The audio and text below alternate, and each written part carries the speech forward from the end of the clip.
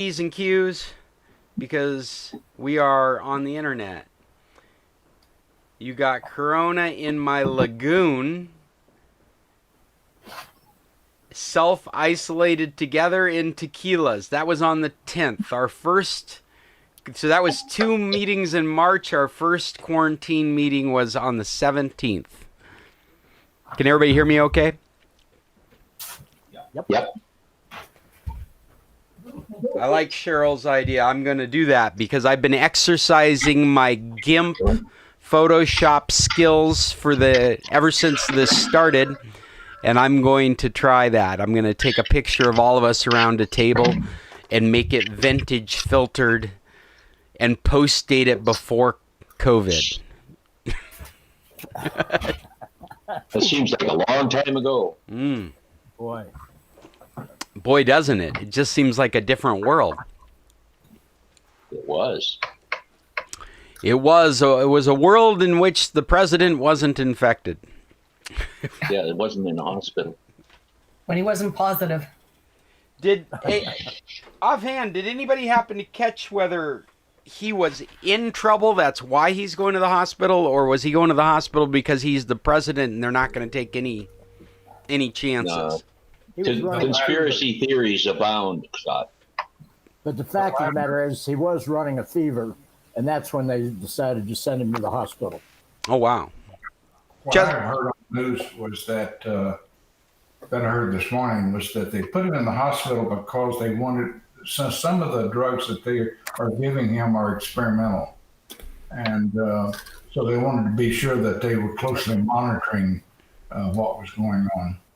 That makes sense. Yeah, I heard that too about the experimental cocktail. Yeah. Okay. Yeah, that would make sense. I think bleach isn't all that experimental.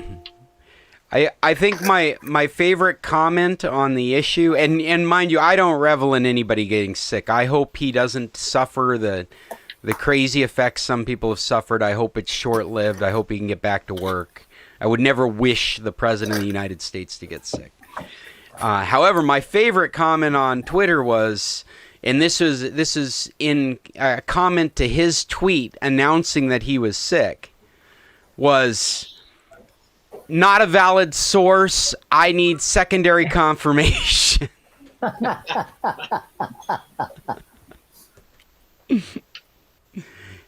Hi, Kathleen. Hi, Jody. Good to see you guys. We were just getting started. We were talking about the president.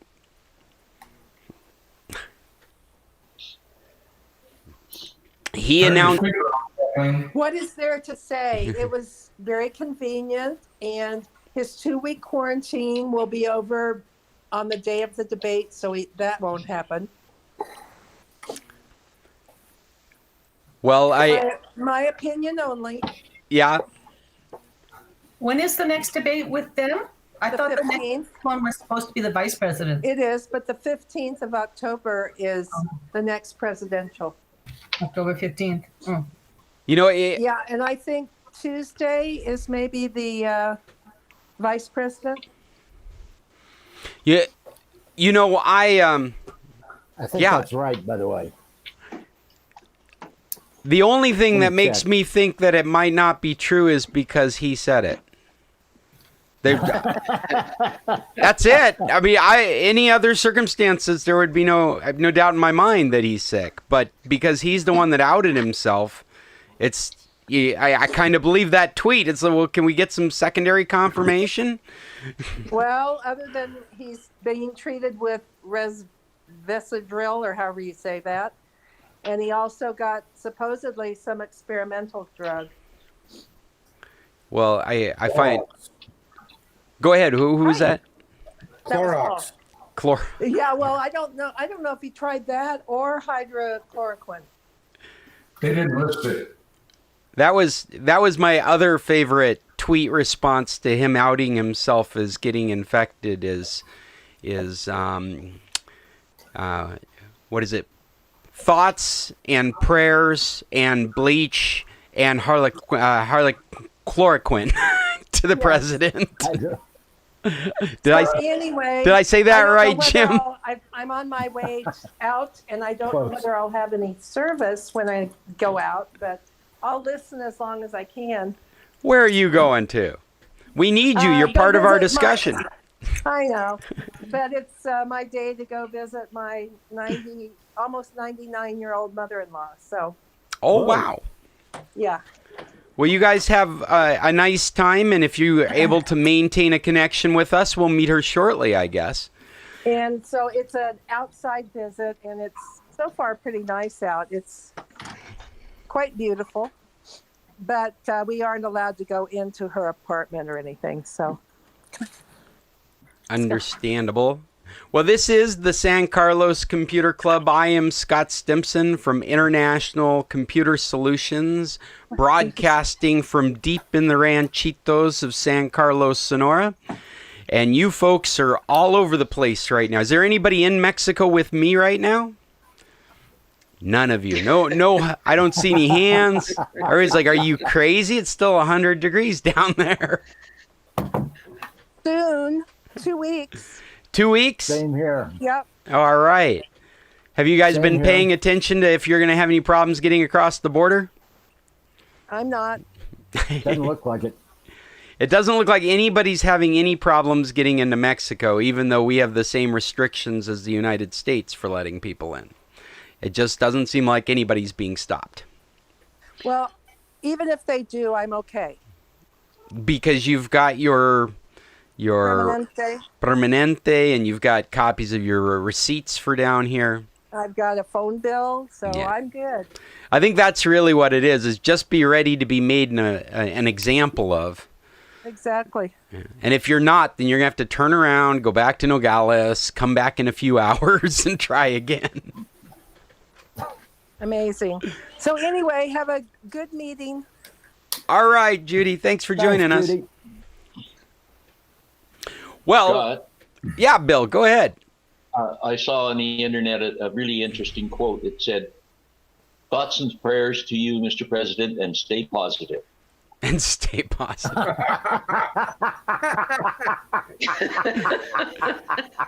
I really don't want to devolve into taking humor and pleasure out of somebody being sick if he's actually sick. I really don't. I know it's hard. I'm trying very hard to be the person that wants my president to be okay, even though I completely What a guy. disagree with him.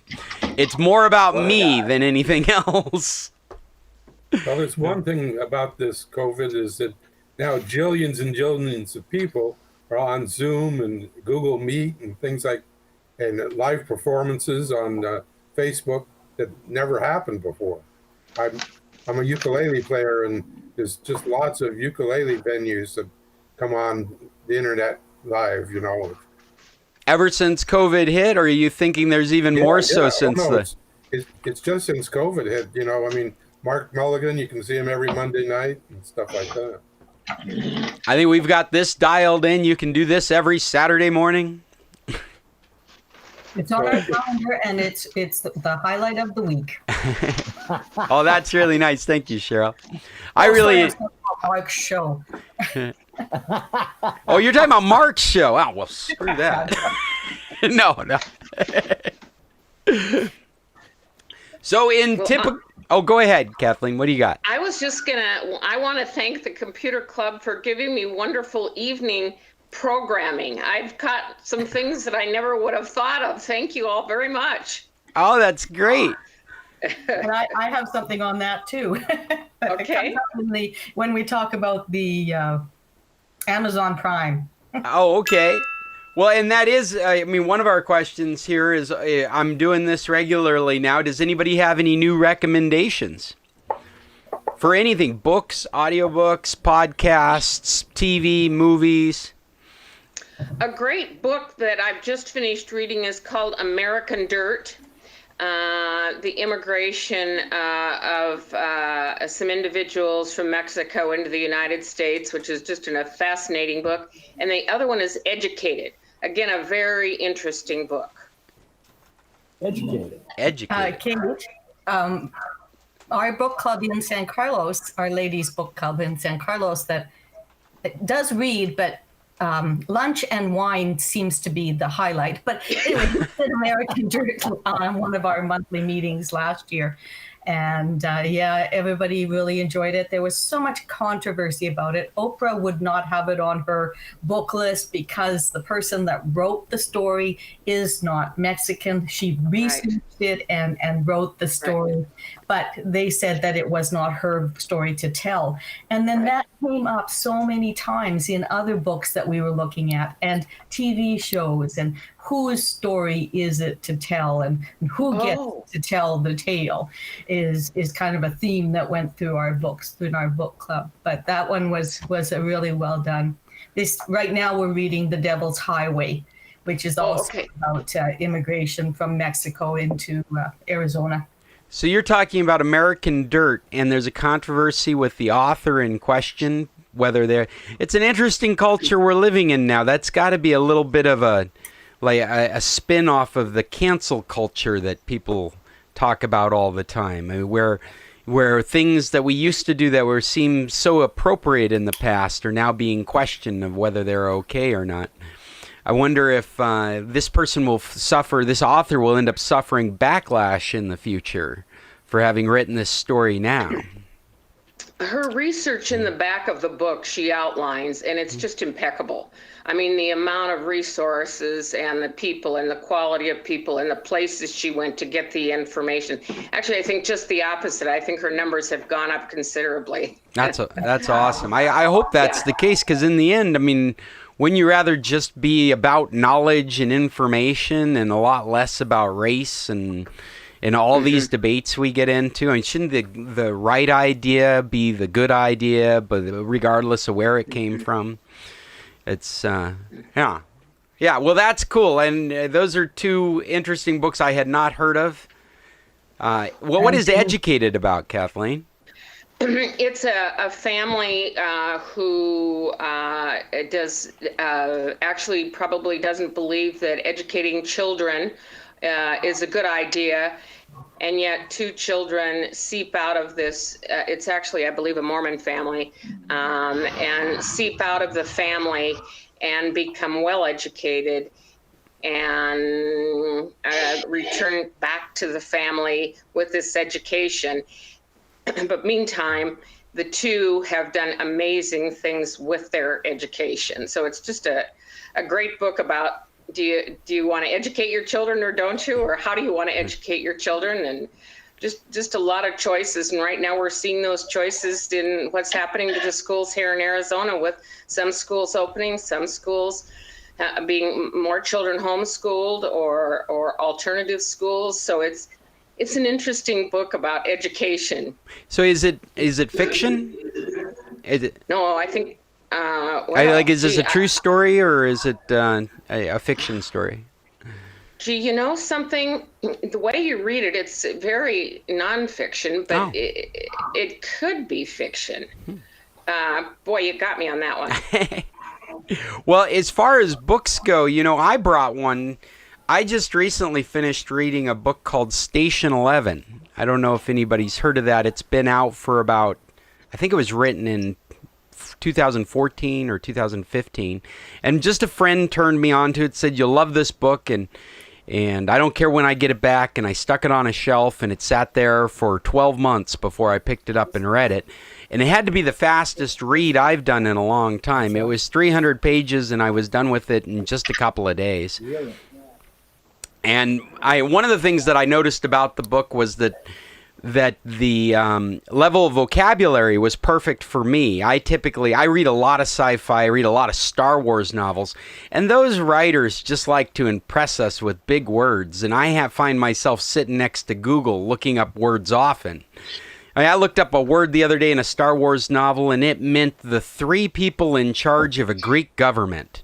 Like, what is that doing in Star Wars? You're just trying to make me mad. But in this book, I can say I got all the way through the book. I only looked up 2 words in the book. And so to me, that's a sign that it's digestible by just about anyone. And the premise of the book is very poignant at this moment in time, because it it moves between the drama before and after a virus crisis that wipes out the world as we understand it. It's called Station 11, and what you do is you flip back and forth 20 years after the crisis to just a few years, to just a few weeks, to just a few hours before the start of the crisis. And so you're comparing and contrasting these characters that have absolutely no idea what's happening with characters that are new, that have had to live and grow up with this thing. Maybe they'd never even seen the real world. It's highly recommended. I absolutely fell in love with this story, and I handed it off to my eldest because she's the one that just devours books, and I'm looking forward to being able to talk with her about how she felt about the story, being 15, living through this time period right now. What was really interesting is my friend that handed me the book handed it to me in 2019. She thought it was a great book, but none of us had any idea this was coming at the time.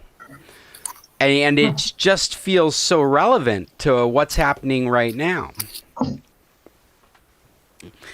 Well, that's called... Speaking of watching or reading something relevant to right now, I got into The Good Fight. It's a series. I'm watching it on Prime, but The Good Fight? A series called The Good Wife. Oh, The Good Wife. I've heard of that. Is the lawyer. Anyways, this is sort of the sequel to it. It's what happened after. And it's called The Good Fight. And it's all about Diane Lockhart. And she belongs to a all-Negro, or African-American, sorry. Thank you, Cheryl. That was good catch there. Yeah, sorry. Yeah, so,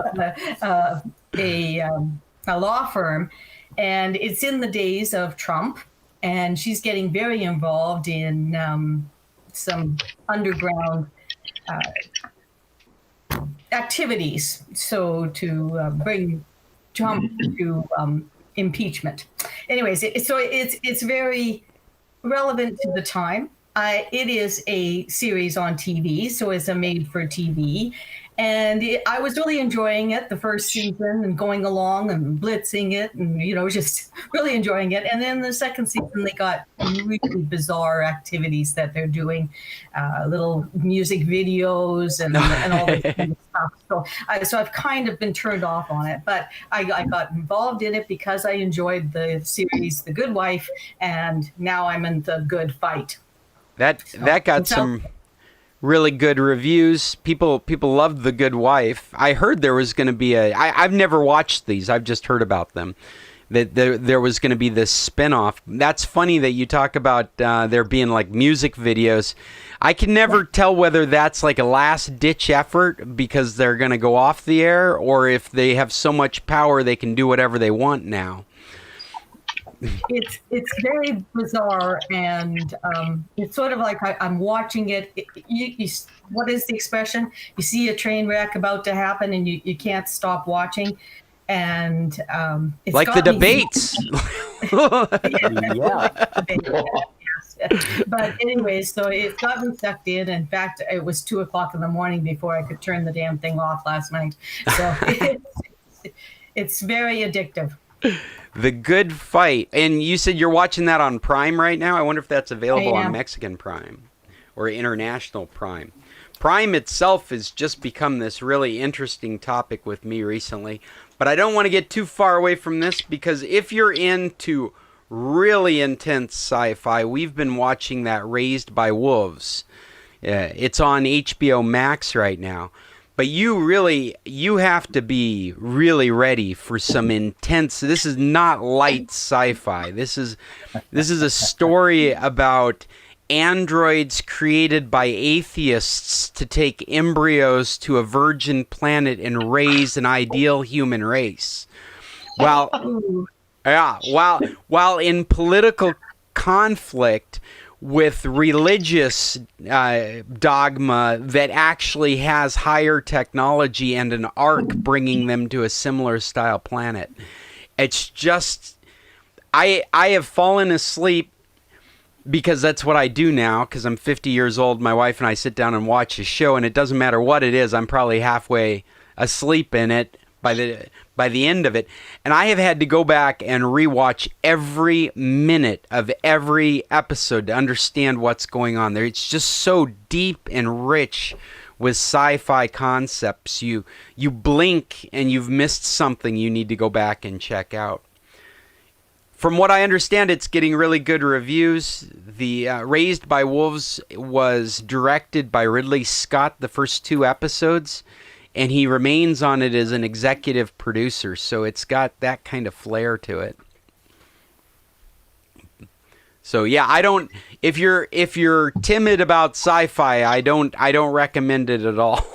You have to really. This is like Westworld on steroids. It is just so deeply entrenched in these sci-fi concepts. Anybody else like to bring something to the table? I like to do. Oh, go ahead, Jim. Question. All right, and it's going to be quick because unfortunately I have to leave momentarily. But all of a sudden, I have both a computer and my printer that are no longer able to recognize my home network. Now, I can put a cable to the printer and still print. But I have an old computer. I bought one of those PC Extra or Extra PC. It's a Linux stick as an operating system. Oh, yes. And it just will not recognize your Wi-Fi. My network. Yeah, it recognizes a bunch of others in the neighborhood. Well, that's very odd. So you're looking at a network, say, for example, on your phone that you're connected to, and this new device, this stick computer, won't see that particular network, though it'll see other networks. That's exactly right. And for example, my PC obviously is connected to my home network. I'm here. Is that through a cable or through Wi-Fi? It's Wi-Fi. It's Wi-Fi as well.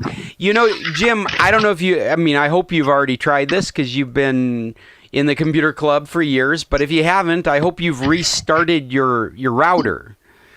Now, whether that helps you or not, it's good to know that these consumer routers, when they've been sitting and you've been connected to them and they work just fine and there's no problems with them, occasionally getting in this frozen, locked kind of mode where adding new equipment to them doesn't work. And all it requires is powering it off for a few seconds and powering it back on, and then it goes back to doing those jobs correctly again. Probably you could make sense out of it because the idea of connecting someone to Wi-Fi is a different job than staying connected to Wi-Fi. Right. And so it's possible that something's gone goofy on your router and that getting connected job isn't working any longer, and just restarting it would fix that. Have you tried that yet? Actually, I have. Okay. And it did not help. I did start by, I prefixed that with, I hope you've tried it, because that's what, that's before you ask the question to the computer club. You should have already tried that. True. That is a bizarre problem to have. So the only other thing I could imagine it is that stick is particular about what channel it's listening to. This is the only thing I can think of offhand. Is that in your router, you can either be set to an automatic channel or you can specify a channel. And in traditional Wi-Fi, the channels are like 1 to 11. Right. And so it may be that you have enough neighbors with Wi-Fi that they've pushed your Wi-Fi onto a channel automatically that for some reason this stick doesn't like. And so I would try going into my router and forcing it to stay on a channel, maybe something in the middle like 8 or 6, and just see if that has a different effect on that device. I'll do it, and I'll report back next week. Awesome. We'll look forward to it. Yeah. Thanks, guys. Forgive me for having to run off. No problem, Jim. We'll talk to you next week. See you later. Hey, I have a question for the group. I was helping a friend earlier this week, and she's trying to get NFL streamed in San Carlos. And it got me thinking, she's a direct TV customer, so this is kind of two questions. Is there anybody using direct TV streaming while they're in Mexico? And the second question is, can you get NFL across it? Is there anybody here familiar with those issues? Okay, well, I'm going to keep it on my list. I'm familiar with DirecTV, but not the streaming side of it. Yeah, I see Stanley's joined us. Hello, Stanley. You don't know if your brother's joining us today, do you? Can you hear me? Yeah, I can hear you great. Yeah, I just joined. It seems to me Irving used to use DirecTV streaming across the internet. I was sure hoping he was showing up today because I wanted to ask him. Yeah, I don't know what he's using. I know he, I don't know that I have no idea how he gets his DirecTV service. All right. No, I was just curious, and we're very happy that you could join us today, Stanley. Don't think that the wrong brother showed up. I was hoping both would. Right, I know. Well, he's either in Scottsdale or he's in Sedona. In Sedona Arizona. or Scottsdale? Is he going to make his way down here again this season? Well, he's got an appointment, for Betty in Scottsdale. Oh, that's what's going on. And then once that's over, he'll definitely be going back. All right. To San Carlos. So in typical San Carlos Computer Club style, we are unorganized and without an agenda. I have a couple of topics that I would be happy to get into, but they are a little stale. Some's new and I don't have great information for, and some may have changed since I got the information for these. But if you'll be patient with my topics, I've definitely got stuff. And I'm happy to answer any questions or listen to any news you guys would like to bring to the table. Is there anything particular you're hoping to hear us talk about today? Yeah, Scott, I got a quick question. Oh, certainly. You keep posting to some sites saying all the links and stuff, and I have failed to find that. Where do you post this stuff? scclub.org. scclub.org. I'm sure I there. Yeah, and what you do is you'll see on that site, if you go to it right now, what you'll see is, what you'll see is our meeting announcement, because it sits right there on the front page on Saturdays at 9 to 10. But if you go there outside of the meeting, what you'll see is a list of all our different meetings in chronological order. So the very first thing you're looking at is the very last thing I posted. And if you click on it, you go inside that posting, you'll see all the links that I've been talking about.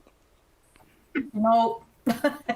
When I click on those things, I go to either a YouTube or a podcast, like a recording or a video. Go below that. There's If you go below that, there's all the TV shows and all the...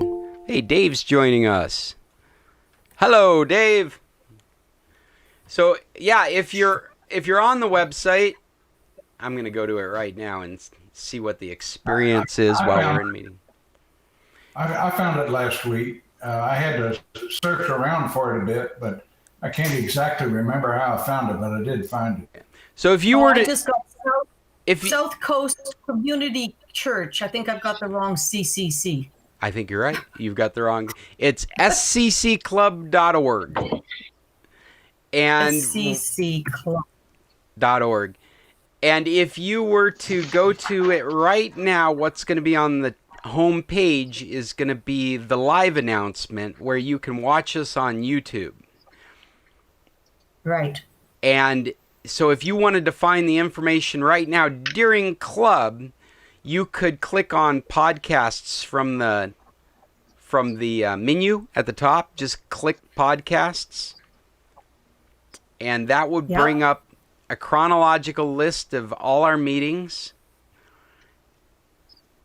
And then if you click on the title of one of those meetings, you'll go into the details of the meeting. Like it says, like the last one was September 26th, our end of season meeting 52, quarantine meeting 29. And if you click on that, it'll bring up the post. And then you'll see the YouTube video, you'll see the podcast follows, and then as you scroll down farther, you'll see the links to the things we covered in the meeting, as well as recommendations like TV shows and websites and Twitter feeds. Okay, Scott, I figured out what the problem was. What was the problem? You know, I'm looking at this on my screen, realizing I should have just presented it to your screen so you could see what I'm talking that's about. Fine, I found it. Okay. But when I look at the top menu, it says podcasts. I figure, well, I don't want the podcast. I want the links. So change your title to podcasts and links. Podcasts and links. But I've looked at this many times. I've been here and I've said, podcast, that's not what I want. And I look helpful tools, maybe. But I always skipped right over it. And then you have to drill down into the clubcast. So to me, that means I'm going to the podcast. Okay. Well, yeah, and actually what they are, maybe it makes more, well, maybe. I might change the name of it. I've been working on it regularly. Whenever I get a free chance, I try and put some effort into it. And like right now, I'm in the process of pulling out the announcements. What used to pop up on the website, you'd get what felt like duplications. You'd have an announcement that we were going to have a meeting, and it would have the same graphic, and it would have some of the same description as what would follow after the meeting when I would post a podcast and put all the links in. So when you'd look at the home page, you'd see this repetition. Even though it wasn't repeating, it would look like a repeating. And so I've just now worked out a format where I pull out those announcements from the main page. And so all you should see is either news that I've posted up there or a meeting post where I've provided those links, and you just have to go into the post. But yeah, thank you for the suggestion. I might do that, since we're the ones using it as a resource.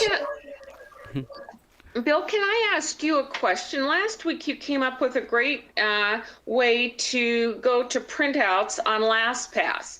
So you went down to the browser, and then it's my understanding you went to account options. By gosh, I can't figure out how you get to account options.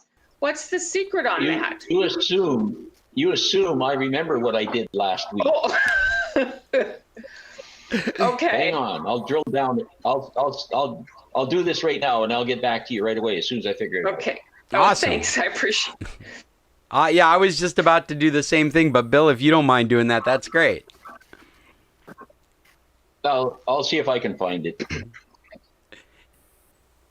I always get nervous opening up something I wasn't ready to open because I'm actually recording and broadcasting in different directions. And so every time I do something with my computer, it could affect what I'm trying to do over here.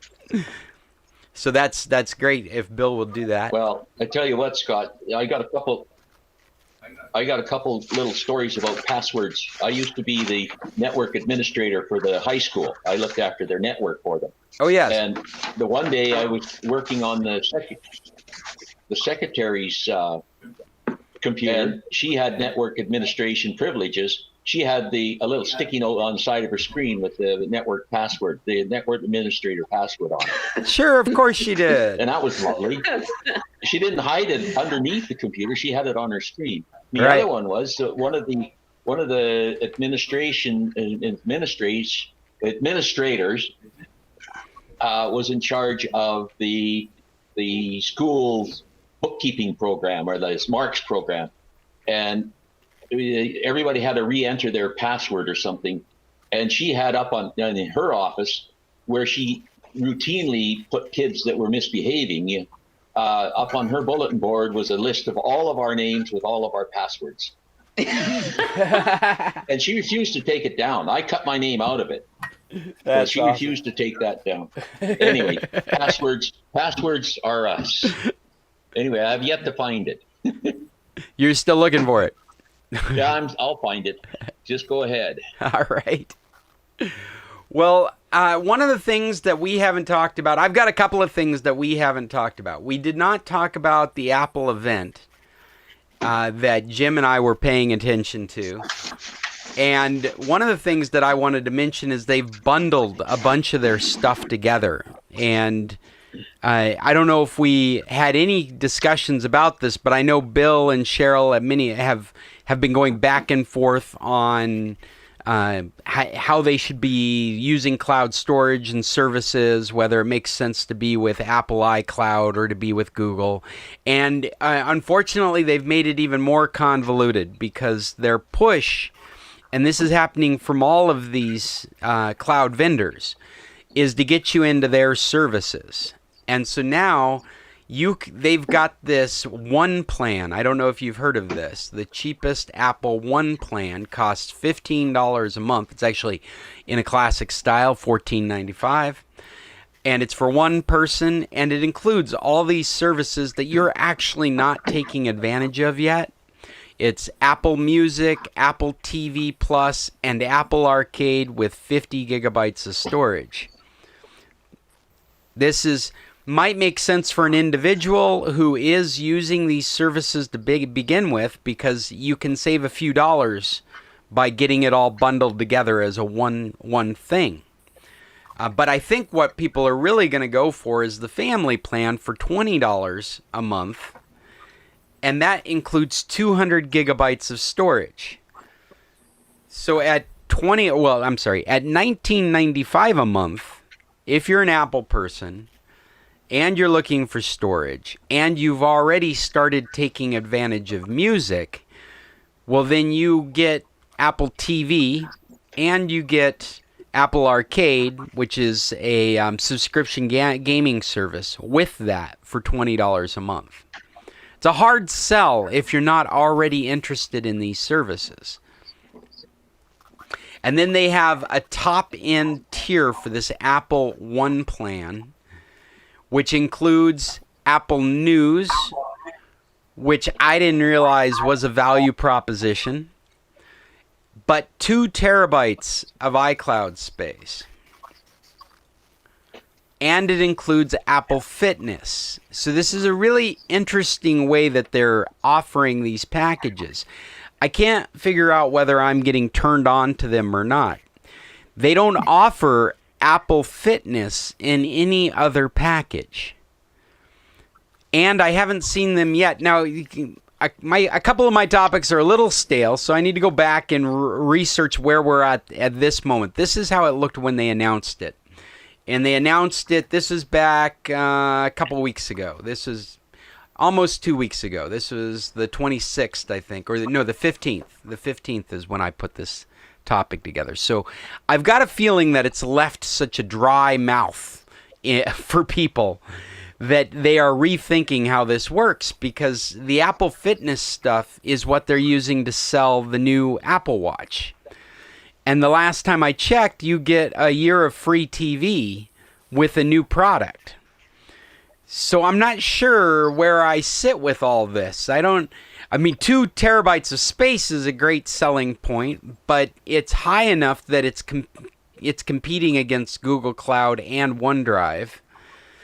And the Apple Fitness, well, why would I buy the watch if I have to buy into this premium account to take care of all the fitness stuff? Now the watch has got this typical stuff. It's sleep tracking and running and exercising and things like all that's with the watch. Don't get me wrong, but they've got a whole service now that's supposed to be motivating and giving you advice, looking at the way you're using your calories, the blood oxygen sensor in the new watch, and making suggestions on your health, and then bundling all this health up into kind of a health report.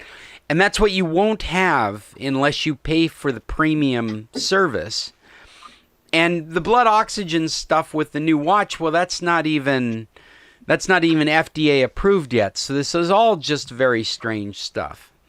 As far as this one plan on the surface is starting to sound like, oh, they're getting really good at seeing what people want, and then you drill down into the details, And you're like, I don't think I need any of this stuff yet. Not to mention, I'm a big proponent. I want an Apple Watch. I want one with cell service on it. And I want one that has an EKG on it. I want to be able to check my heart at any moment.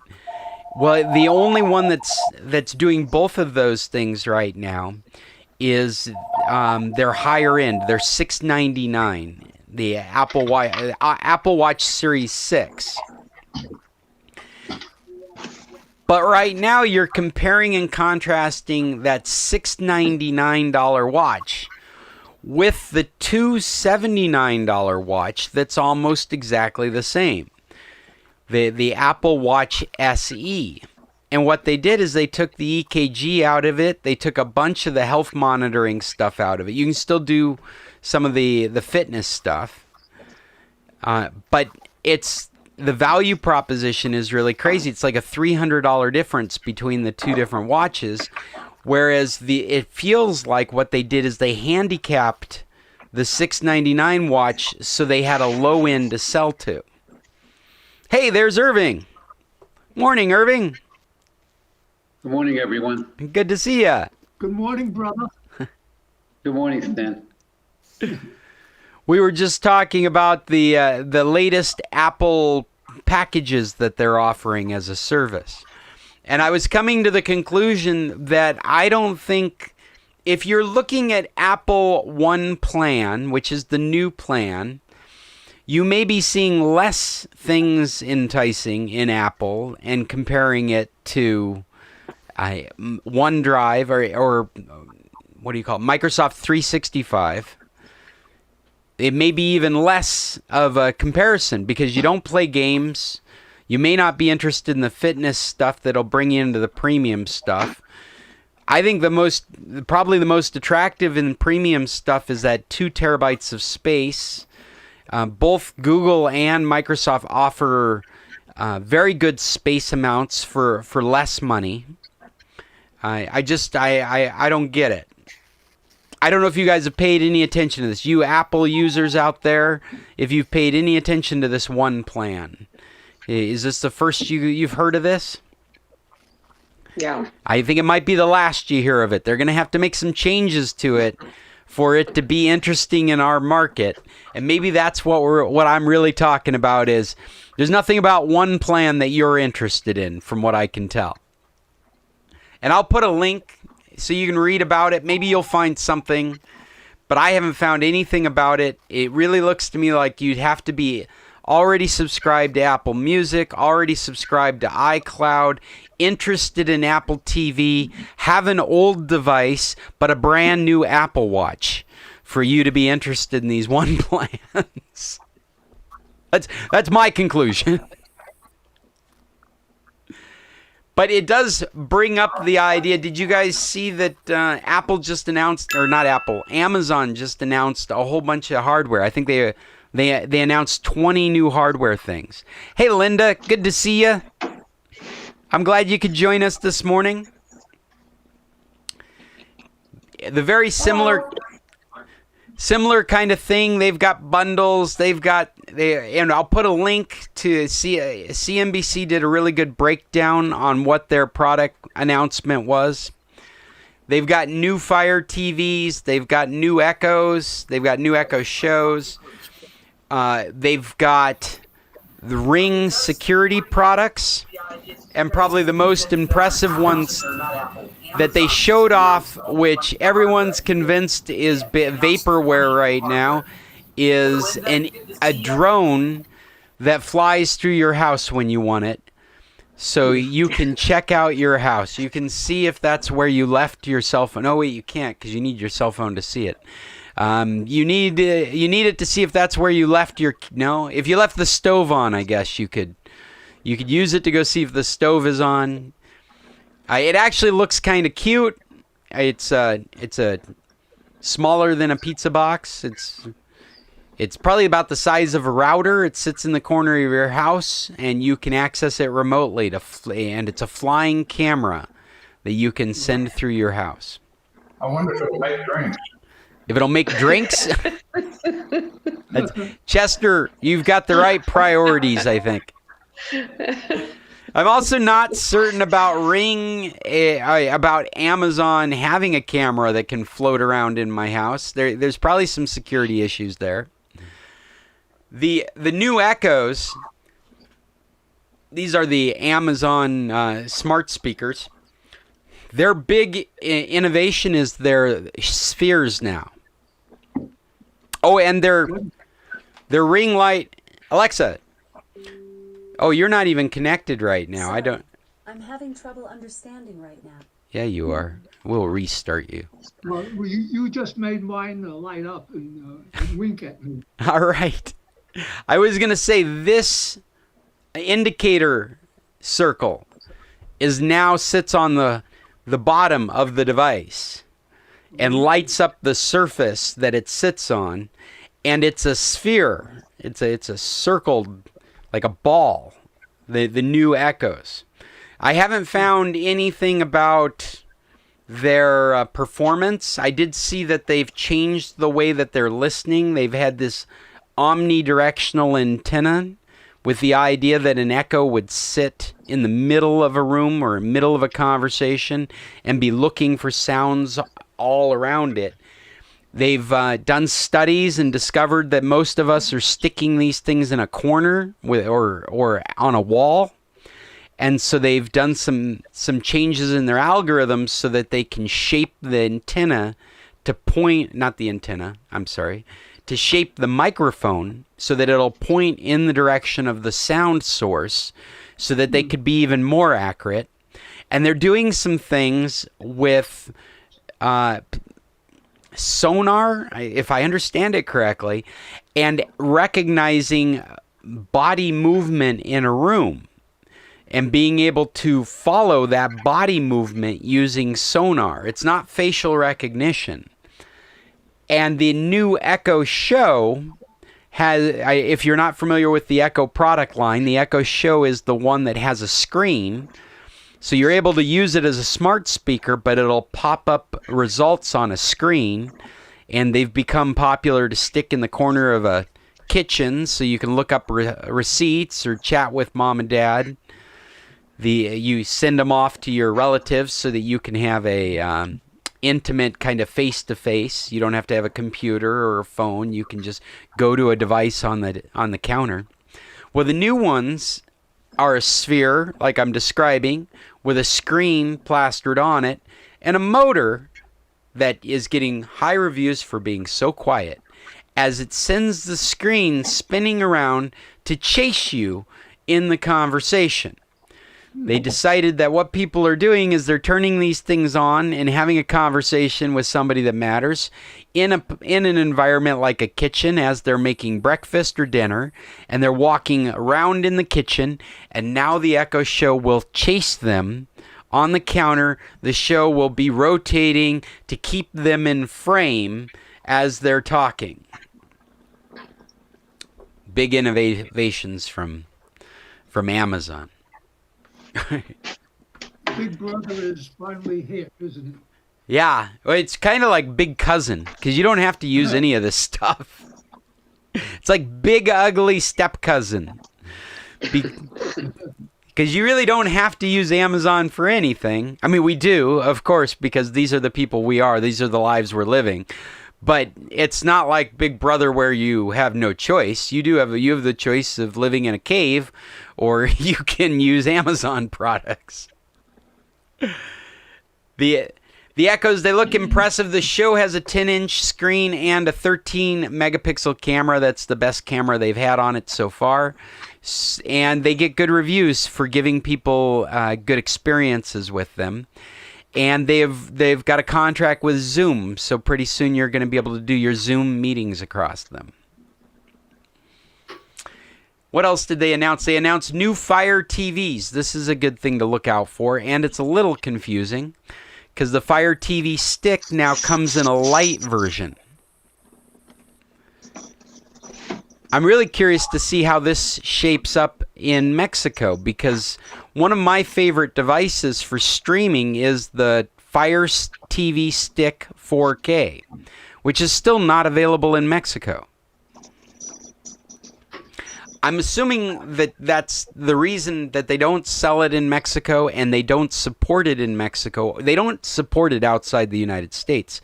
And I suspect it has to do with their infrastructure for video delivery.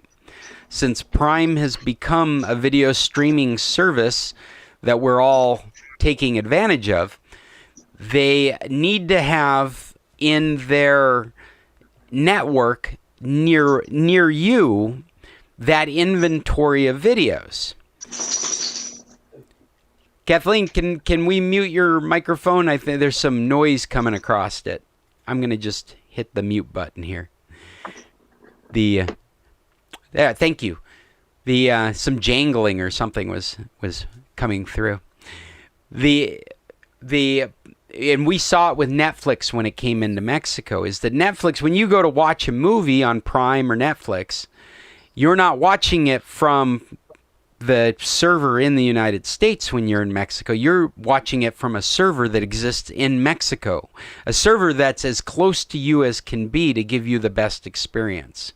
And so my theory for the 4G not being available, or I'm sorry, the 4K not being available in Mexico is I don't think they have that infrastructure in place.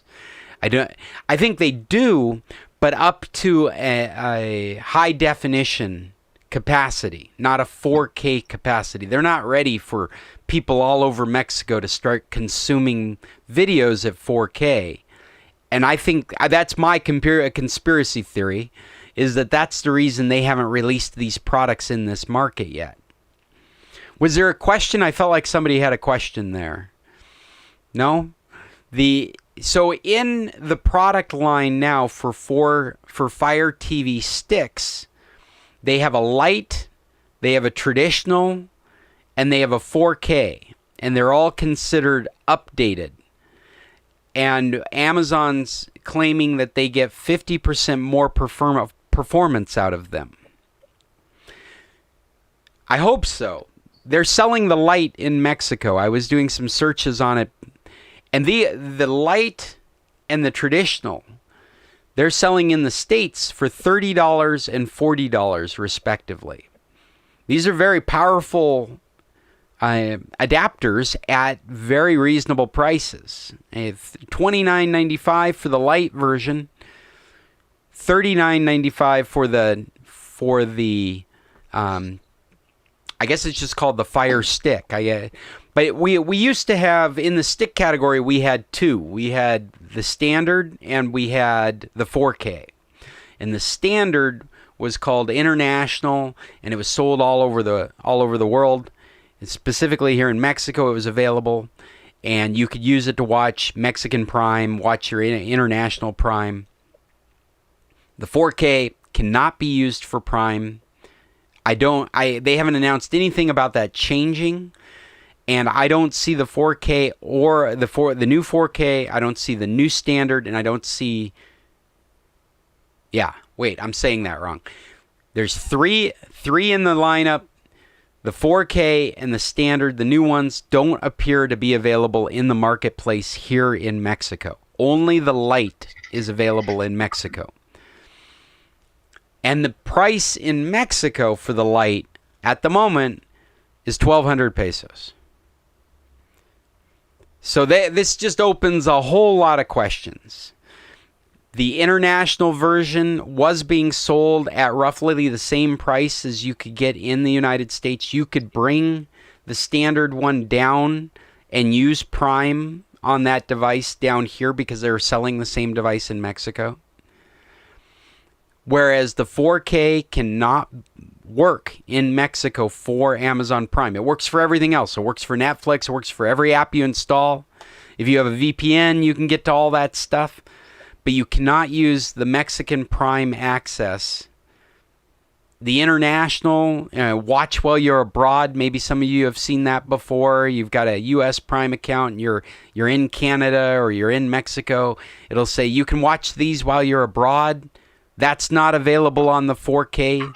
If you went abroad and you took your 4K with you, you can't watch those programs meant for watching abroad. So this whole lineup, I'm just waiting for answers to these questions. I have no idea which devices we're going to be able to use. If I buy the device in the United States, even though it's being sold in Mexico at an extremely high price in comparison, it's like twice the price for the same device in Mexico than buying it in the United States. And they've got it blocked from international shipping. And this thing could fit in a postage envelope. And Amazon has international global shipping. They could easily sell it to Mexicans with U.S. accounts. They could sell it to us and have it shipped to Mexico. This is the biggest thing right now. This is one of my biggest topics this week, is the compare and contrast between Prime in Mexico and Prime in the United States, because both places are doing international shipping to Mexico. So that the caveats of having one account versus the other are becoming really obscured. I've been talking in a Facebook group with somebody from San Carlos about how they've been doing their Prime shipping in Mexico using their U.S. account, and they don't see the reason to buy a Mexican Prime account. And what's happened is the United States Prime accounts have been open to this global international shipping now. And so for a while you've been, and they're really pushing this out, but for a while now you've been able to look at a product, show it an international shipping address, and they'll tell you whether it qualifies for free or how much it would cost to get it there, or whether it qualifies at all for international shipping. If you're all following me to this point, going back to these new products, the one that I can buy for $30 in the United States does not qualify for being sent to Mexico, even though the same product is being sold in Mexico for twice the price. So does that mean I can't buy it in the States and bring it to Mexico and use it? It's just a whole bunch of strange... I mean, I'm waiting to see all this sorted out. And going back to the topic of free shipping, it's very convoluted right now because they opened up international Prime shipping to Mexican Prime accounts. So there's this whole inventory of products that have opened up into the catalog of the Mexican marketplace as available from the United States with Prime shipping. So you go to the Mexican marketplace, it's in Spanish, you're doing your searches, and before you would find a handful of products, now you're finding 1,000 products, but 900 of them have to come from the United States, and they may have a new price associated with them, or they might qualify for free international shipping. They might qualify for free international shipping, but have an import tax associated with them.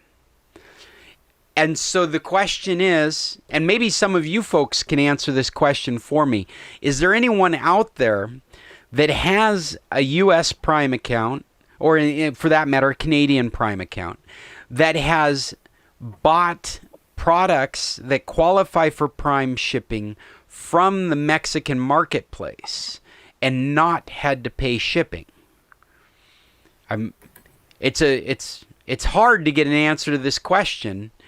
I actually went out on Twitter and I talked to Amazon. I got them. This is another thing that's I could rant about all kinds of stuff. You guys know that. Another thing that's driving me crazy is that when I approach an organization like Amazon on Twitter, they're good for one answer. They're not good for two.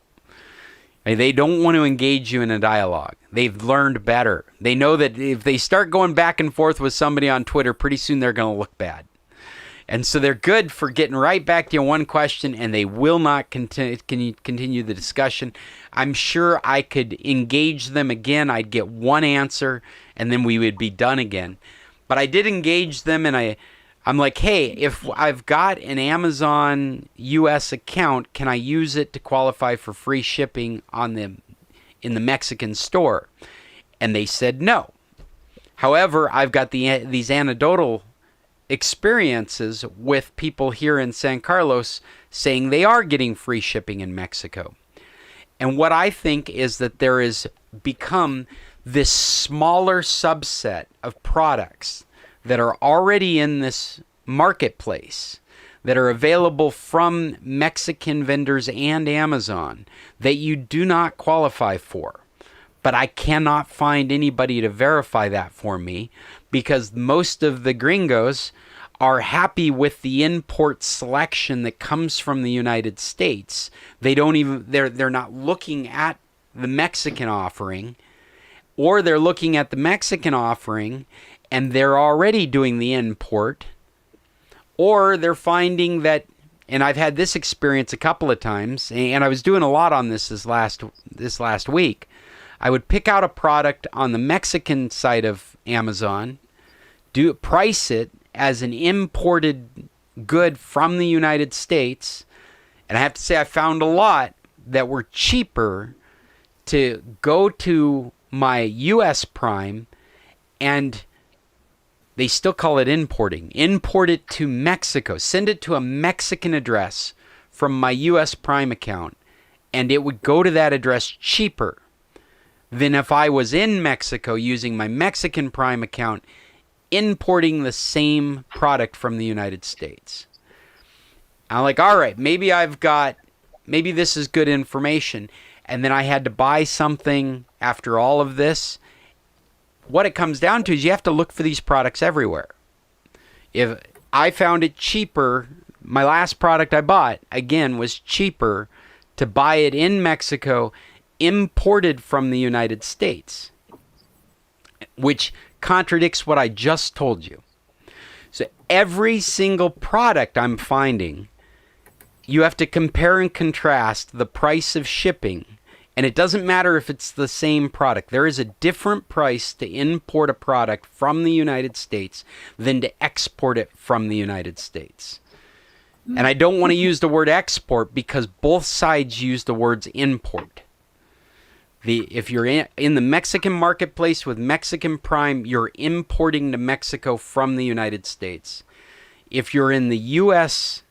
marketplace and you're buying a product to send to be imported to Mexico, that has its own price. If it's the same product, they are not the same price. There is no rhyme to reason to what makes it more expensive in one marketplace or the other. And the only consistency that I can see is that there's a small there's a small subset of shipping that's happening in Mexico that you get for free with a Mexican Prime account that you don't get if you have a Mexican or if you have a US Prime account, that I'm betting most gringos don't care about, because those weren't the products they were looking for in the first place. And when they do look for the products they want, they have to be imported from the United States anyway. And a majority of the time, they're finding that it could be cheaper to just do it from the U.S. side of things. And that's not enough to justify having a Mexican Prime account. How long does it take you to get the product? That's another point. Was that Stanley? That was another point that the Twitter Amazon support said. No, not the Twitter support. The document that he sent me to said is that you would not be able to take advantage of things like next day or 2-day shipping in that country, which may be a real thing to think about if you're living in Mexico City or Guadalajara, but we live in Guaymas, and there is no such thing as 2-day shipping from Amazon in Guaymas. So if that's really the only thing that you're giving up, and I'm talking about shipping, we haven't even got into movies, but in fact, let me go to movies real quick. You don't get the Mexican Prime movies, and that's a huge inventory of stuff that's there that is still considered a side effect of being a Prime member. But if you take your US Prime account down here, you get this very narrow subset of movies and TV shows that are categorized for international, abroad. Watch while you're abroad is the language they use. Whereas if you pay for Amazon Prime in Mexico, you have a much larger category of movies that you can watch. That is the most stable thing I see in this whole discussion, is that the movies. So if they make this movie offering in Mexico very robust, I can see that as the reason you might have a Mexican Prime account. But until I can see that shipping, until you're buying products in Mexico that do not qualify for international shipping from the U.S., until you're doing that at a frequency that it makes sense to get free shipping from Mexico, I don't see why you would get a Mexican Prime account. You can tell I'm exhausted with this topic. I mean, I've just gone round and round with it. The people on Facebook I was talking to have stopped talking to me because I'm just asking too many. I've OCD'd the questions to death. They are happy with what they've gotten. They don't care whether it makes sense or not. I think that's very true. I think that you go to your US Prime account and you start shopping for things while you're in Mexico, and you see what the import price is to get it to Mexico, and it's either reasonable or it's not, or it's free because of this new global international shipping, and you just don't spend a lot of time looking at what they're offering from the Mexican side of things. And so I think they're exhausted in hearing me beat this but I need to know. I mean, here's what I need to know. I pay for Mexican Prime. So anything I see on the Mexican marketplace, I'm going to get for free shipping if it's marked as free shipping. I want to know if you, without Mexican Prime, you with American Prime, with US Prime, can go and buy that same product in Mexico with free shipping. And Twitter's customer support says, no, you can't. Because I think there's a lot of people in Mexico, a lot of gringos in Mexico that don't care about the movie offering and would be very happy buying whatever's available as long as they didn't have to pay for shipping. And they would do it on the Mexican side or the US side, depending on how the pricing works out. And then the vergüenza, as we would say in Spanish, the rub, the embarrassing part is how often you can compare that free shipping price of that item to getting the item from the United States, and many times the item from the United States is cheaper. This microphone that I'm using right now, I ordered it from my US Prime account, imported to Mexico, because it was $30 cheaper than buying it from the Mexican marketplace, imported from the United States. Though I have Prime accounts in both places. That's just how it worked out. So, okay, Scott, I hope you're all as confused as I am now. So I'm not alone in this journey. Go ahead, Bill. okay, before I forget, I have figured out Kate's problem. And in your monologue here, it's getting faded. It's fading away on me. Oh, so, sorry. So go ahead, Bill. Let's okay. Let's switch topics because I'm sure people are tired of hearing me. Okay. So you click on click on the last past icon. Okay. Hang on, I'm I there. gotta wait. Okay, and you go to count options down at the bottom. Bill, I should really have. I should really have you options. presenting it. I don't have options at the bottom. My options are Vault, Go Premium, Security, and Settings. I don't know then. Maybe I got. Maybe something's hidden. Do you have Premium by chance, Bill? No, I don't. No, we do not buy anything in this club.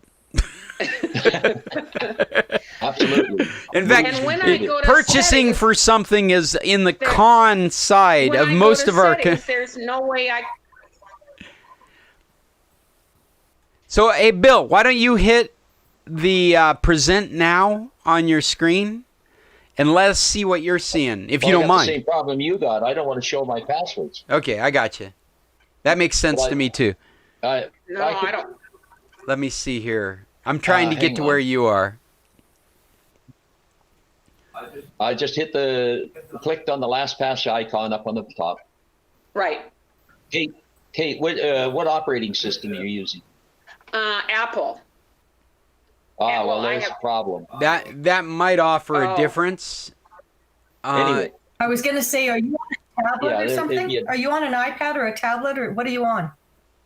Okay, all right, Right now I'm on my iPhone, but I have the same thing on my computer, which is not Apple. Okay, Kathleen, Right. you click on the icon up in the browser, and down towards the Yeah. bottom, you don't have something that says account options. If you can No, see my I screen, don't. at the bottom it should Hardly. say log out. Is that any better? Okay, I can. No. All right, let me put it in present Okay, mode. but anyway, you want me to log out? No, I don't. Okay. Hold on a second. Let me make sure that you can see my screen. Share that. Okay, this will take a second.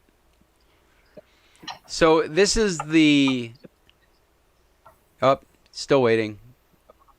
So this is the LastPass icon in the bar of my browser. The red square with the 3 dots. Right, exactly. Okay, Yep, when I yep. click on it, it has a drop-down menu, and at the very bottom it says log out. Right above that it says account options.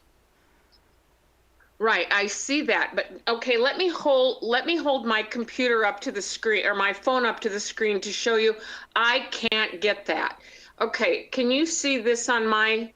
Okay, so you're when doing I hold this up? you're doing it on your phone. Is that what we're using? Yes, but yeah, I'm doing it, but it is exactly the same that is on my computer. It comes up exactly like this every time. You have to hold it higher. Yeah, I can only see the top half. There we go. Little Well, higher. Well, as a visual representation of what's going on, I mean, if you're saying that's what you're seeing on your screen, then that's great. But this is not where you would be exporting this list. So, Kathleen, I also found it. I mean, actually, this accounts option that Bill's mentioning is new to me because that's not where I found it before. What I did is I went into the vault, and let me turn on presenting Right. again. And let's just go back to that. Did it decide not to present anymore? Come on. What did I do wrong? Okay, I have it in Vault right now. Okay, so I'm going to Vault. Oh, in fact, let me not present it because I feel like Bill. I was actually trying to put together a LastPass demo from the last time we did this. And I haven't released it because I found myself blocking out so much personal information that it took all my time. So I'm in the vault, and down the left column at the bottom, there's one that says account settings. There is not on mine. That's wild. What about more options? Is that at the bottom? There is not more options. Is there? And when I go to the internet to download the information, it gives me exactly the information that Bill gave last week. But you're looking down a column to the left. In my case, it's like a gray on black background. And it says all items, it says passwords, says notes, says addresses. No. Payment cards. If I may offer something, it looks like Kate is actually inside it, where Scott, you are on a different site and looking at the little icon at the top. Let me do this. This is fuzzy personal information. But this column to the left, do you see my screen? You don't need to be able to read it. Yeah, I definitely see your screen. Yeah. And then there's a collapse button. There's this arrow at the top, and you can close and open that. You see that action? I see it on yours. And you don't have this on yours. I actually No. have a window into a Macintosh over here beside me. Let me see if... Oh, that's funny. I guess the Facebook stream crashed. Didn't realize that. Guess we're done with that today.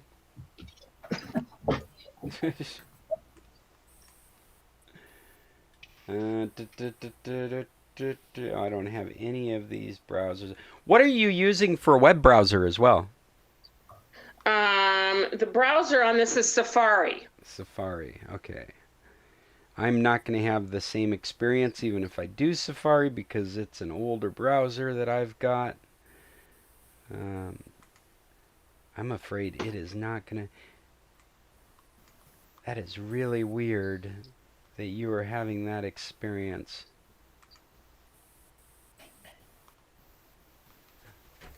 Hold on, I'm still here. And I just unplugged my headset, so I can't hear anybody. I'm getting into my Macintosh and signing into my LastPass and just seeing if I have the same experience. Kathleen, Yes. I'm going to ask a stupid question, but are you just trying to go in to LastPass off the internet, or did you download the program on your phone? Because you have to download the program on your phone too. Yes, I have the app on my phone as well as my computer. Okay. And for And they're what you're both trying to speaking do, you don't need it on your phone for that. No, I don't. Yeah. But I'm just using my phone because it brings up exactly the same as my computer, so it does not allow me what I'm seeing on your screen with the choice. Kathleen, I think it's got to be Safari specific. Okay. I that's the only thing I can imagine. I'm looking around me and I've used. Oh, let me get on a Firefox and see, because Chrome. Let's sign up till next time, folks. Was that Stanley? Okay, we'll see you next time, Stanley. Okay, bye. If anyone is interested, I have a TV warranty story. Oh, certainly, Chester. And I really want to ask Irving the question that I brought earlier, too. So let's make sure we get to do both those things. And we have a story about Amazon Prime delivery. Oh, awesome. Well, I'm sure you're not exhausted with listening to my Amazon Prime experiences, so you'll be able to fill that gap that people are aching for.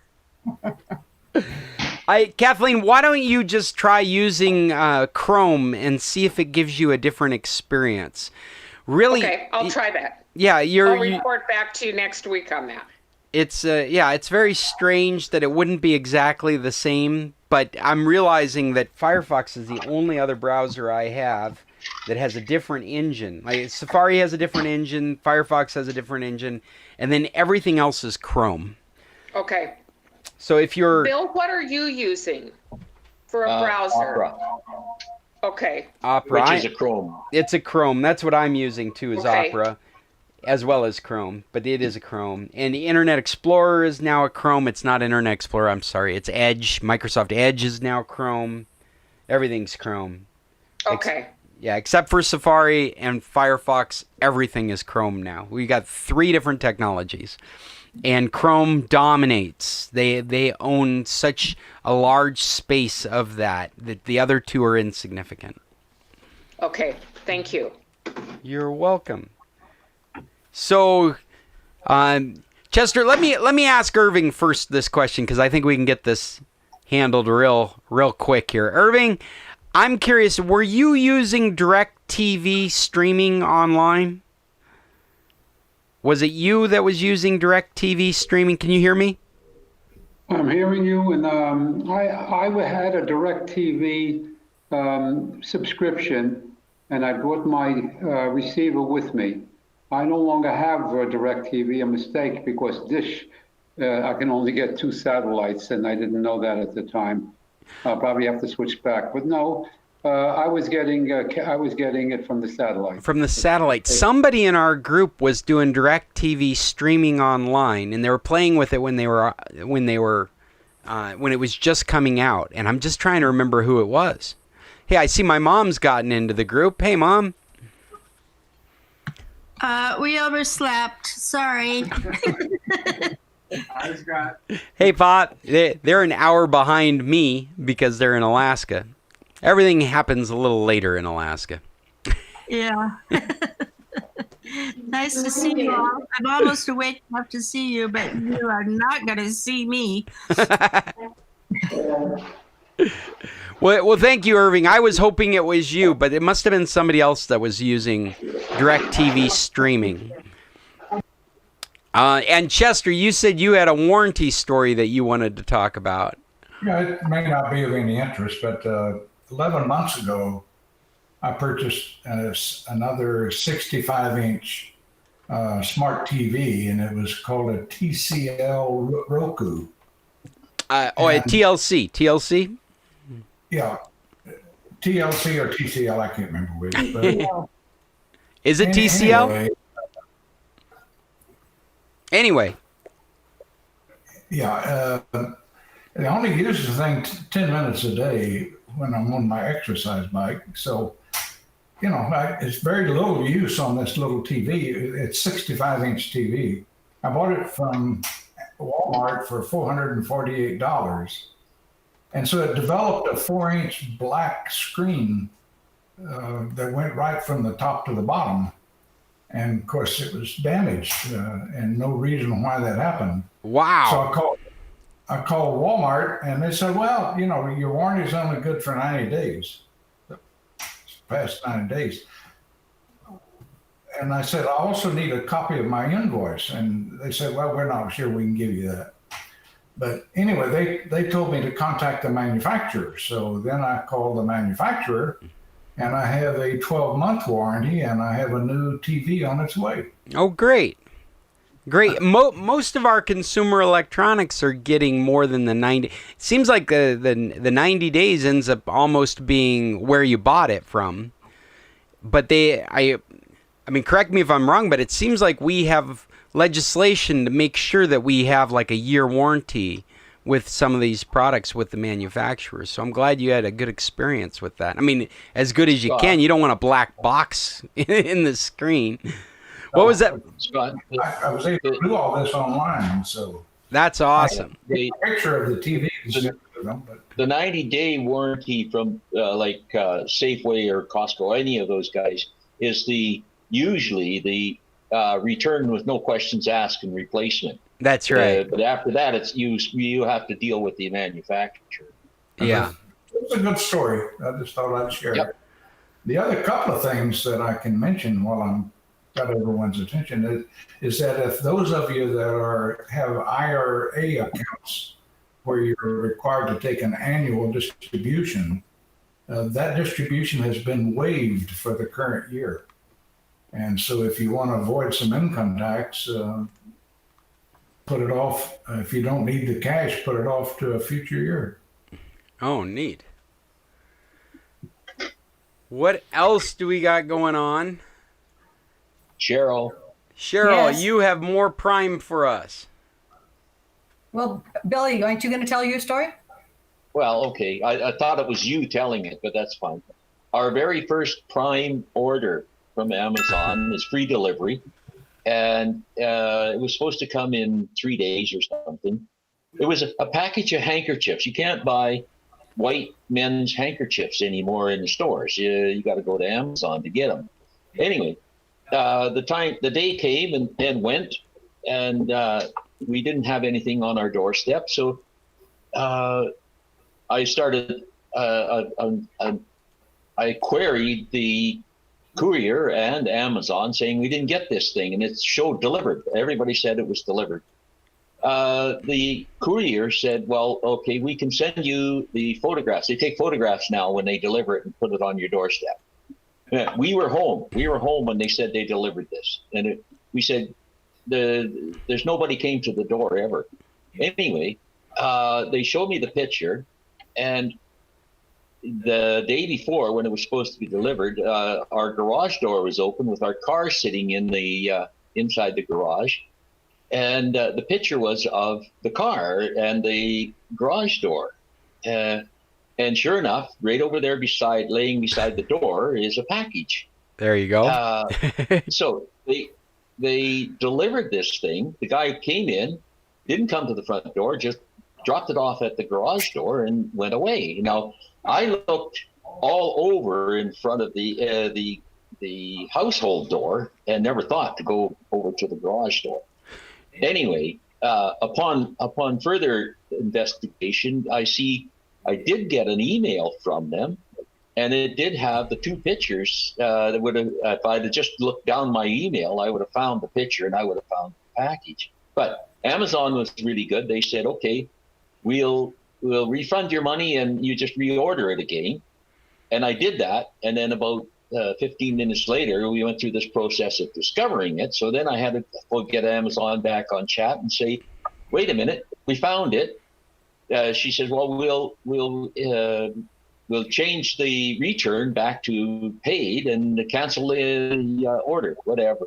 Anyway, it was an interesting afternoon in Amazon Prime time. And our first Amazon Prime purchase. And I think I told you guys before that I am cursed when it comes to ordering things online. They either do not come to the place that they're supposed to come to, or they don't come at all. And then when I try to talk to them about it, I get a big runaround and spend hours. So I was really sworn off of online ordering. You guys convinced me that while we have this 30-day free Amazon Prime, maybe I should get out there and order. We now have 7 different things coming to our household. We have no idea if they will get here or they won't get here. But I ordered some of those plastic inserts that go in your face mask to keep the mask away. Oh. And anyway, so we've got a whole bunch of things. We've got car parts, everything coming. And we're going to order furnace filters today. And well, let me interject. Because sometimes they come 3-4 times a day. And I have a Ring doorbell, and they ring the doorbell. And when I get to the door, they're either getting in the truck or they've left. Yeah. And then the package isn't there. So you have to go and search around. And a lot of times they leave it over in the carport by our back door. I like the picture taking. We have almost 6 acres that they could leave it on. So we're going to play the hide and seek game, I'm sure, a few more times before we get this all done. But it was quite interesting because at the same time Bill was chatting online with Amazon, all he needed to do was open his email, so we're learning as we go. Yeah. Well, okay, I got one other comment. Okay, Bill. The package that's coming with the plastic nose pieces for the masks cost us $2.20. That was our cost at Amazon. Free delivery from China. Now, how the hell can they deliver anything from China and make any money at $2.20? How is that possible? So let me That's a tell rhetorical you, question, right?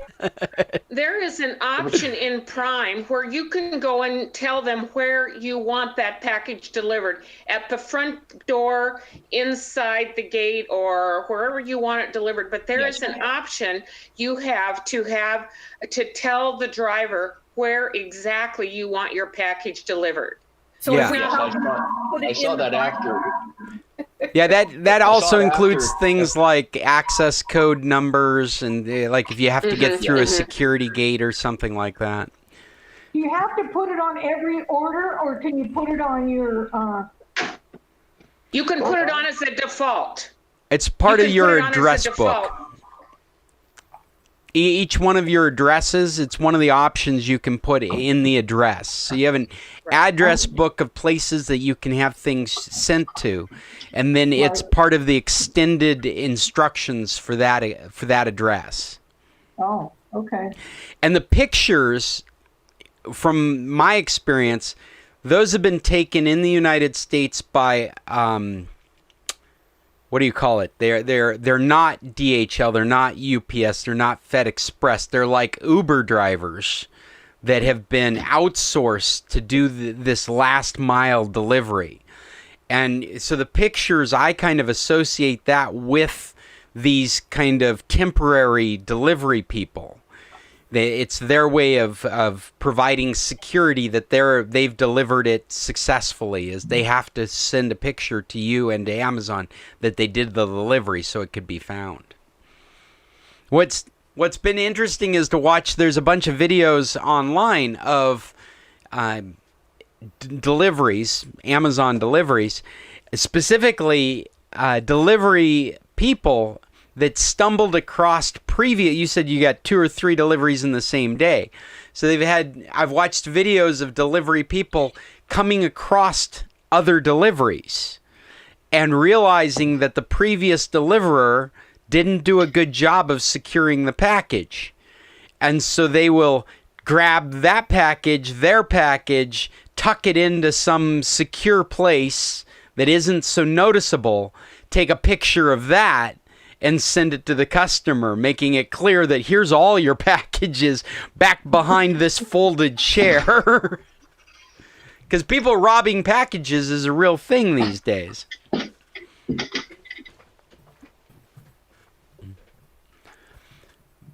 Well, we had experiences here with a subcontractor, and that is the word I was trying to think of just a minute and a half ago. We had experiences here with Stafetta, is a subcontractor for delivery from Amazon, but they also will subcontract out to these individual drivers. And we had packages that were being marked as though they had been delivered, and there was no one to be found. And they had a signature, so they said, a name, we don't know the name. And so I started calling Amazon about this, and we had at least one experience where a whole nother order was set up and on its way to us. 2 days later, the original order has showed up. And what is going on is that there's this subcontractor that Estafeta was using. I hope they've gotten better about it now. But they were not showing up with the package, though they were saying it had been delivered.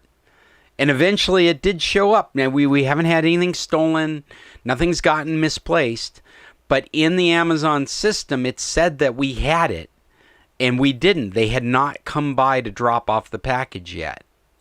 Well, the subcontractor, the little guy, is signing them off and submitting them and getting paid, and he waits till he gets 3 or 4 packages, and then he delivers them all. I'm suspecting that's exactly what's going on. But it screws up the whole Amazon experience. You've got customers like me going, hey, where's my package? Bugging Amazon. Never had this experience with DHL. All our DHL deliveries, there's been no question. They've been professional and timely and accurate. And even Estafeta has been timely and accurate, but it's when they started using these subcontractors that all the confusion ensued. And they're not taking pictures of deliveries. I haven't seen that yet in Mexico. Well, does anybody else have any Amazon Prime stories they'd like to share? We can beat up Amazon for the rest of this meeting. I had packages that were supposed to be delivered and weren't delivered. They claimed they were. And so finally, I showed them the security system and the ring system that I had.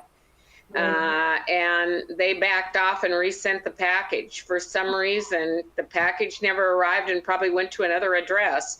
But I used Ring and the security system to show that no one came into the door to deliver. And Prime was very good about redoing it. Yeah, I've had just great experiences dealing with Amazon. But one of my most frustrating experiences most recently was an import from the United States. It was a keyboard that came to me broken. And I didn't know it was broken until a couple weeks later because it came missing a part. And this is my story. If I haven't shared this with you before, but it came to me missing a part, and I didn't want to have to. They were ready to take it back, and I'm like, look, I just need the universal adapter. It's available on your marketplace. I could just buy it and use this keyboard. And they refunded me the shipping. And I'm like, well, that works. For the price of the shipping to bring it from the States to Mexico, I can buy this dongle and the missing... Because I figured the part got lost when they opened it up for customs. I figured it was just a little tiny dongle and it just fell out of the box. And I'm like, no, I'll be happy with that. And so they refunded me the shipping. Well, after I got the dongle, occurs to me the power button's broken on this keyboard. So now I'm questioning the whole order. And they're like, well, you can send it back. And they set it up for a send back. And what they set up was just general post. Like I was going to have to figure out all the customs. I was going to have to figure out the shipping because they had already refunded me the shipping. And what I learned from that experience, and I think you all should learn from it, when they offered to refund my shipping, what they're really doing is washing their responsibility away. So I don't know, Bill, if you heard that, but my experience there was that if I had let them refund my shipping, what I really did is I let them drop their responsibility for that product in my hands. Now I'm the one responsible for getting it back to them. They're no longer responsible for getting it back. So I will never fall for that again. No matter what my problem is, refunding my shipping is not the answer. Because more problems ensued, and by giving me my shipping money back, they don't need to provide me with a shipping, you know, the label. They don't have to work out customs. They don't have to do any of that. It's all, now the onus is on me. So out of all that, I'm going to learn it. So Scott, I may have something that might be of value in ordering online. Go ahead, Irving. Okay. A few years ago, I ordered some electronics, about $2,000. That was delivered to my son's house in Henderson and disappeared. And they had proof of delivery. And so I thought that, okay, I'm out. And then someone advised me, you know, your credit card might cover that. And I didn't think that was reasonable, but I called them and they did. And they gave me back the $2,000. So if you post things of value, that's a very good information to know. Yeah, that's great. Yeah, that's true. The credit card companies do typically take insurance on things like that. Good advice. Thank you. Thank you, Irving. Have we got any more? We've been talking since before 9, and we've talked all the way to 10:30, and I could probably keep talking for another half hour, but we probably need to reach an end to this meeting. I know you guys have probably got things to do. I see people are jumping out of the meeting. So is there any final word that you'd like to leave in this computer club meeting? Is there anything else that you feel like needs to be... See, I'm already missing you guys. I've already got more information for the next meeting. Well, until then, I am Scott Stimson from International Computer Solutions. And my hope is that if you're out there dealing with computer issues, you'll get a hold of me. No matter where you are on the internet, if you've got an internet connection, I can probably help you. I will burrow into your computer and solve your problems for you. Get a hold of me. The email is scott@internationalcs.net. If you've enjoyed our computer meeting, you're welcome to join us any Saturday at 9. Look for the posts. I send out a message on email as well as Facebook. If you want an email message, make sure I have your email address. Otherwise, subscribe to our Facebook group on Facebook, of course. Or look on our blog, sccclub.org, for the latest announcements and links about the conversations we have in each one of these meetings. I'm so happy every Saturday you guys decide to spend this morning with me. And until I get to see your smiling faces again, tech on. Okay, thank you, Scott. Thank you, guys. Bye, everybody. Adios. Nobody has any last minutes for me? Nothing? Cool. I'll see you next Saturday. Thank you. Oh, you're very welcome. It's Hang on easy. a minute, It's Scott. easy when it's fun. Okay, Mom. I'm going to stop the record message here, the recording, and the streaming.